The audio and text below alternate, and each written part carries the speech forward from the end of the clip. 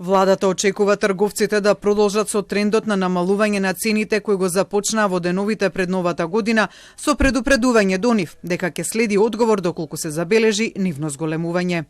Ако некој мисли дека ние не го следиме се тоа, мислам дека се лаже.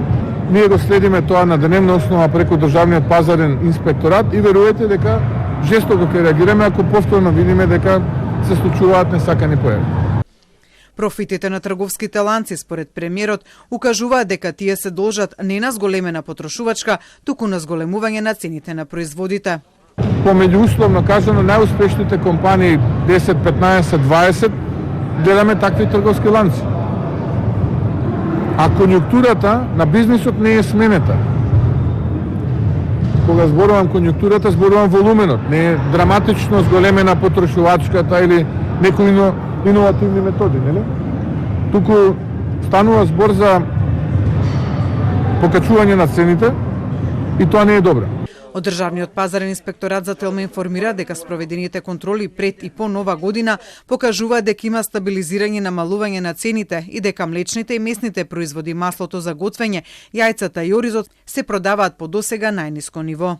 Инспекторите на Државниот пазарен инспекторат и вчера и денеска се во контрола на големите ланци маркети и освен ситни нерегуларности и корекции на цените што самите ги направија, како и помали недоразбирања помеѓу дистрибутерите и маркетите кои исто така се надминати, не се забележани прекршувања и не се изречени мерки.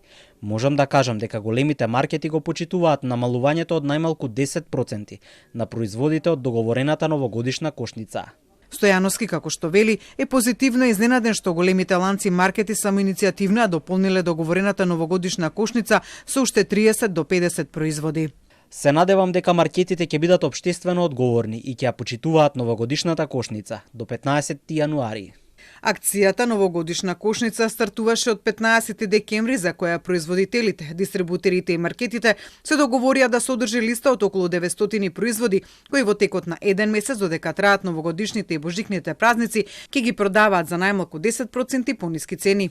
Инаку до редакцијата на Телма деновиве стигаа поплаки од граѓани подкрепени со фотографии за дел од големите маркети за манипулација со цените од мерката на владата помалку трошоци повеќе за тебе, за ограничување на маржата до 10% на одредени производи. На нив се гледа дека под производот е наведена една цена, додека на фискалната сметка стои друга цена. Од пазарниот инспекторат за тоа дали имаат пријави од граѓани за нерегуларности кај цените во маркетите, велат дека до нив стигаат пријави, но тие најчесто се однесуваат за малите и малските маркети.